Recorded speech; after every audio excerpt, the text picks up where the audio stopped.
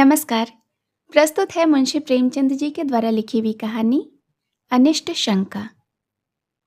चांदनी रात, समीर के सुखद झोंके, सुरम्य उद्यान। कुंवर अमरनाथ अपनी विस्तीर्ण छत पर लेटे हुए मनोरमा से कह रहे थे, तुम घबराओ नहीं, मैं जल्द आऊंगा। मनोरमा ने उनकी ओर कातर नेत्रों से देखकर कहा, मुझे क्यों नहीं ले चलते? अमरनाथ, वहां तुम्हें कष्ट होगा। मैं कभी यहाँ रहूंगा, कभी वहां। सारे दिन मारा मारा फिरूंगा। पहाड़ी है, देश है, जंगल और बीहड़ के सिवाय बस्ती का कोसों तक पता नहीं। उन पर भयंकर पशुओं का भी भय। तुमसे यह सब तकलीफें न सही जाएंगी। मनोरमा, तुम भी तो तकलीफों के आदी नहीं हो। अमरनाथ, मैं पुरुष हूं, आवश्यकता पड़ने पर सभी तकलीफों का सामना कर सकता हूं। मनोरमा, मैं भी स्त्री हूं, आवश्यकता पड़ने पर आग में कूद सकती हूं। स्त्रियों की कोमलता पुरुषों की काव्य कल्पना है। उनमें शारीरिक सामर्थ्य चाहे भले ही ना हो, पर उनमें वह धैर्य और साहस है जिस पर काल की दुश्चिंताओं का जरा भी असर नहीं होता। अमरनाथ ने मनोरमा को श्रद्धा में दृष्टि से देखा और बोले, यह मैं मानता हूं, लेकिन जिस कल्पना को हम चिरकाल से प्रत्यक्ष समझते आए हैं, वह एक क्षण में तो नहीं मिट सकती ना। तुम्हारी तकलीफ मुझसे देखी न जाएगी, मुझे बहुत दुख होगा। देखो, इस समय चांदनी में कितनी बहार है। मनोरमा, मुझे बहलाओ मत। मैं हट नहीं करती, लेकिन यहाँ मेरा जीवन पहाड़ हो जाएगा। मेरे हृदय की दशा विचित्र है। तुम्हें अपने सामने न देखकर मेरे मन में तरह तरह की शंकाएं उठती हैं कि कहीं चोट न लग गई हो। शिकार खेलने जाते हो तो डरती हूँ कि कहीं घोड़े ने शरारत न की हो। मुझे अनिष्ट का भय सदैव सताया करता है। अमरनाथ, लेकिन मैं तो विलास का भक्त हूं। मुझ पर इतना अनुराग करके तुम अपने ऊपर अन्याय करती हो। मनोरमा ने अमरनाथ को दबी हुई दृष्टि से देखा, जो कह रही थी कि मैं तुमको तुमसे ज्यादा पहचानती हूं। बुंदेलखंड में भीषण दुर्भिक्ष था। लोग वृक्षों की छालें छील छील कर खाते थे। क्षुधा पीड़ा ने भयाभक्ष्य की पहचान मिटा दी थी। पशुओं का तो कहना ही क्या, मानव संतानें कौड़ियों की मूल बिकती थी। पादरियों की चढ़ बनी थी। उनके अनाथालयों में नित्य गोल के गोल बच्चे भेड़ों की भांति हाँके जाते। माँ की ममता मुट्ठी भर अनाज पर कुर्बान हो जाती। कुंवर अमरनाथ काशी सेवा समिति के व्यवस्थापक थे। समाचार पत्रों में यह रोमांचकारी समाचार देखे तो तड़प उठे। समिति के कई नवयुवकों को साथ लिया और बुंदेलखंड जा पहुंचे। मनोरमा को वचन दिया कि पत्र लिखेंगे और यथासंभव जल्द लौट आएंगे। 1 सप्ताह तक तो उन्होंने अपने वचन का पालन किया, लेकिन स्नेह स्नेह पत्रों में विलंब होने लगा। अक्सर इलाके डाकखाने बहुत दूर पड़ते थे। यहाँ से प्रतिदिन पत्र भेजने का प्रबंध करना दुस्साध्य था। मनोरमा वियोग दुख से विकल रहने लगी। वह अव्यवस्थित दशा में उदास बैठी रहती, कभी नीचे आती, कभी ऊपर जाती, कभी बाग में जा बैठती। जब तक पत्र न आ जाता वह इसी भांति व्यग्र रहती। पत्र मिलते ही सूखे धान में पानी पड़ जाता। लेकिन जब पत्रों के आने में देर होने लगी तो उसका वियोग विकल हृदय अधीर हो गया। बार बार पछताती कि मैं नाहक उनके कहने में आ गई, मुझे उनके साथ ही जाना चाहिए था। उसे किताबों से प्रेम था, पर अब उनकी ओर ताकने का भी जी न करता। विनोद की वस्तुओं से उसे अरुचि सी हो गई। इस प्रकार 1 महीना गुजर गया। एक दिन उसने स्वप्न में देखा कि अमरनाथ द्वार पर नंगे सिर नंगे पैर खड़े रो रहे हैं। वह घबरा कर उठी और उग्रावस्था में दौड़ी हुई द्वार तक आई। यहाँ का सन्नाटा देख उसे होश आ गया। उसी दम मुनीम को जगाया और कुंवर साहब के नाम तार भेजा, किंतु जवाब न आया। सारा दिन गुजर गया मगर कोई जवाब नहीं। दूसरी रात भी गुजरी, लेकिन जवाब का पता नहीं। मनोरमा निर्जल निराहार मूर्छित दशा में अपने कमरे में पड़ी रहती। जिसे देखती उसी से पूछती, जवाब आया? कोई द्वार पर आवाज देता तो दौड़ी हुई जाती और पूछती, कुछ जवाब आया? उसके मन में विविध शंकाएं उठती। लौंडियों से स्वप्न का आशय पूछती। स्वप्नों के कारण और विवेचना पर कई ग्रंथ पढ़ डाले, पर कुछ रहस्य न खुला। लौंडियां उसे दिलासा देने के लिए कहती कि कुंवर जी कुशल से हैं। स्वप्न में किसी को नंगे पैर देखे तो समझो कि वह घोड़े पर सवार है, घबराने की कोई बात नहीं। लेकिन रमा को इस बात से तस्कीन न होता। उसे तो तार के जवाब की रट लगी हुई थी। यहाँ तक कि 4 दिन गुजर गए। किसी मोहल्ले में मदारी का आ जाना बाल वृंद के लिए महत्व की बात है। उसके डमरू की आवाज में खोचे वाले की क्षुधावर्धक ध्वनि से भी अधिक आकर्षण होता है। इसी प्रकार मोहल्ले में किसी ज्योतिषी का आ जाना मार्के की बात है। एक क्षण में इसकी खबर घर घर में फैल जाती है। सास अपनी बहू को लिए आ पहुंचती है, माता भाग्यहीन कन्या को लेकर आ जाती है। ज्योतिषी जी दुख सुख की अवस्थानुसार वर्षा करने लगते हैं। उनकी भविष्यवाणियों में बड़ा गूढ़ रहस्य होता है। उनका भाग्य निर्माण भाग्य रेखाओं से भी जटिल और दुर्ग्राह्य होता है। संभव है कि वर्तमान शिक्षा विधान ने ज्योतिष का आदर कुछ कम कर दिया हो, पर ज्योतिषी जी के महात्म्य में जरा भी कमी नहीं हुई। उनकी बातों पर चाहे किसी को विश्वास न हो, पर सुनना सभी चाहते हैं। उनके एक एक शब्दों में आशा और भय को उत्तेजित करने की शक्ति भरी रहती है। विशेषकर अमंगल की सूचना तो वज्रपात के तुल्य है, घातक और दग्धकारी। तार भेजे हुए आज 5वां दिन था कि कुंवर साहब के द्वार पर एक ज्योतिषी का आगमन हुआ। तत्काल मोहल्ले की महिलाएं जमा होगी। ज्योतिषी जी भाग्य विवेचना करने लगे। किसी को रुलाया, किसी को हंसाया। मनोरमा को खबर मिली। उन्हें तुरंत अंदर बुला भेजा और स्वप्न का आशय पूछा। ज्योतिषी जी ने इधर उधर देखा, पन्ने के पन्ने उल्टे, अंगुलियों पर कुछ गिना और कुछ निश्चय न कर सके कि उत्तर क्या देना चाहिए। बोले, क्या सरकार ने यह स्वप्न देखा है? मनोरमा बोली, नहीं, मेरी एक सखी ने देखा है।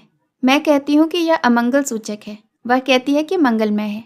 आप इसकी क्या विवेचना करते हैं? ज्योतिषी जी फिर बगले झांकने लगे। उन्हें अमरनाथ की यात्रा का हाल न मालूम था और न इतनी मोहलत ही मिली थी कि यहाँ आने के पूर्व वह अवस्था ज्ञान प्राप्त कर लेते जो अनुमान के साथ मिलकर जनता में ज्योतिष के नाम से प्रसिद्ध है। जो प्रश्न पूछा था उसका भी कुछ सूत्र सूचक उत्तर न मिला। निराश होकर मनोरमा के समर्थन करने में ही उन्होंने अपना कल्याण देखा। बोले, सरकार जो कहती है वही सत्य है। यह स्वप्न अमंगल सूचक है। मनोरमा खड़ी सितार के तार की भांति थर थर कांपने लगी। ज्योतिषी जी ने उस अमंगल का उद्घाटन करते हुए कहा कि उनके पति पर कोई महान संकट आने वाला है। उनका घर नाश हो जाएगा और वह देश विदेश मारे मारे फिरेंगे।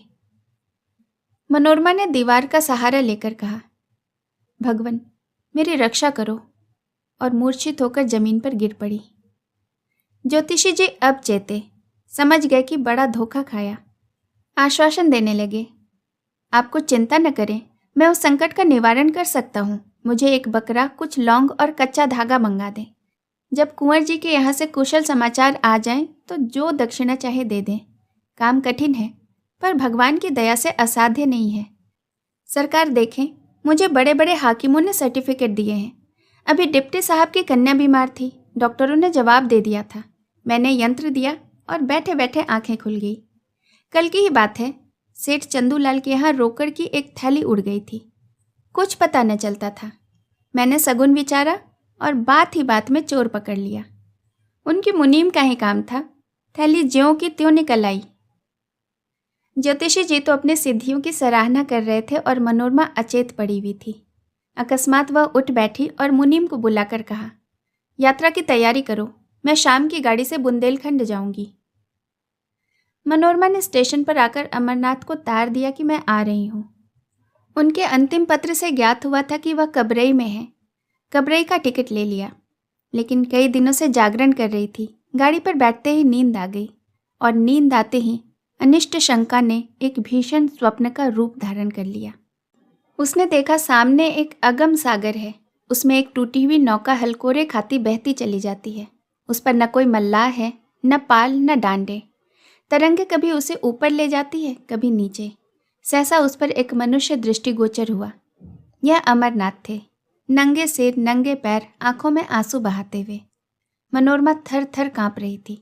जान पड़ता था कि नौका अब डूबी और अब डूबी। उसने जोर से चीख मारी और जाग पड़ी। शरीर पसीने से तर था, छाती धड़क रही थी। वह तुरंत उठ बैठी, हाथ मुंह धोया और इरादा किया कि अब न सोऊंगी। हाँ, कितना भयावह दृश्य था। परमपिता, अब तुम्हारा ही भरोसा है, उनकी रक्षा करो। उसने खिड़की से सिर निकाल कर देखा। आकाश पर तारागण दौड़ रहे थे। घड़ी देखी 12 बज रहे थे। उसको आश्चर्य हुआ कि मैं इतनी देर तक सोई। अभी तो एक झपकी भी न पूरी होने पाई थी। उसने एक पुस्तक उठा ली और विचारों को एकाग्र कर पढ़ने लगी। इतने में प्रयाग आ पहुंचा। गाड़ी बदली। उसने फिर किताब खोली और उच्च स्वर से पढ़ने लगी।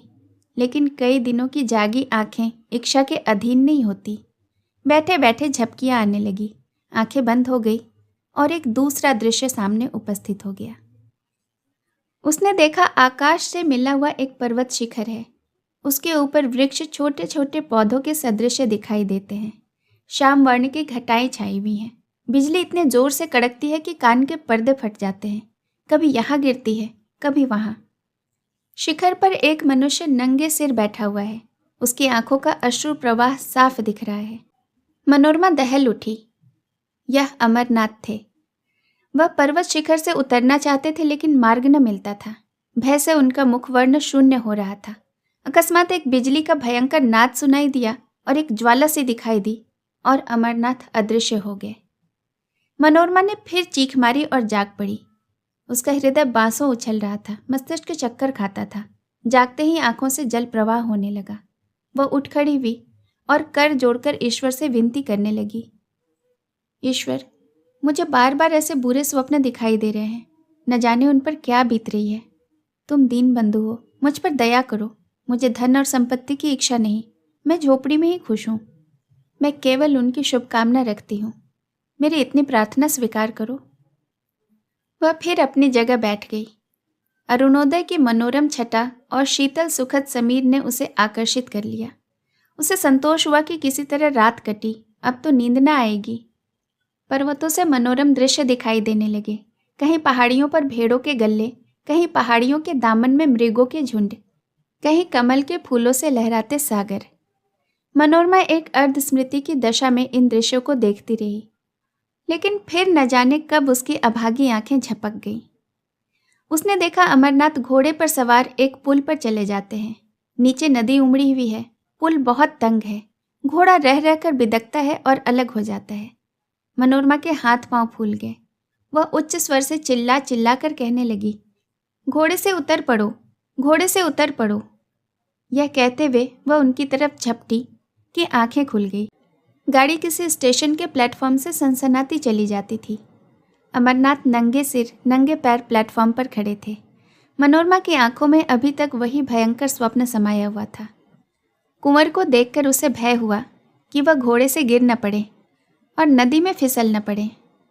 उसने तुरंत उन्हें पकड़ने के लिए हाथ फैलाया और जब उन्हें पा न सकी तो उसी सुषुप्त अवस्था में उसने गाड़ी का द्वार खोला और कुंवर साहब की ओर हाथ फैलाए हुए गाड़ी के बाहर निकल आई।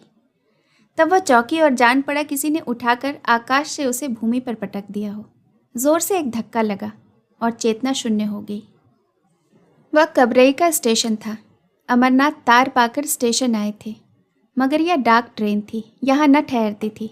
मनोरमा को हाथ फैलाए गाड़ी से गिरते देख वह हाँ हाँ करते हुए लपके, लेकिन कर्मलेख पूरा हो चुका था। मनोरमा प्रेम वेदी पर बलिदान हो चुकी थी। इसके तीसरे दिन वह नंगे सिर नंगे पैर भग्न हृदय घर पहुँचे। मनोरमा का स्वप्न सच्चा हुआ। उस प्रेम विहीन स्थान में अब कौन रहता। उन्होंने अपनी संपूर्ण संपत्ति काशी सेवा समिति को प्रदान कर दी और अब नंगे सिर नंगे पैर विरक्त दशा में देश विदेश घूमते रहते हैं। ज्योतिषी जी की विवेचना भी चरितार्थ हो गई। कहानी सुनने के लिए आपका बहुत बहुत धन्यवाद। जल्द मिलूंगी एक नई कहानी के साथ। नमस्कार दोस्तों, अगर आप मेरे चैनल पर नए हैं तो नमस्ते। मेरा नाम है श्वेता और इस चैनल का नाम है इंस्पायर्ड कॉर्नर, किस्से कहानियों का कोना, जहां आप ढेर सारी पुरानी क्लासिक कहानियां, हिंदी कहानियां, कालजयी कहानियां, प्रेरणादायक कहानियां और कुछ मेरे द्वारा स्वरचित कविताएं सुन सकते हैं। तो इस परिवार का हिस्सा बनने के लिए सब्सक्राइब बटन को ज़रूर प्रेस करें। धन्यवाद।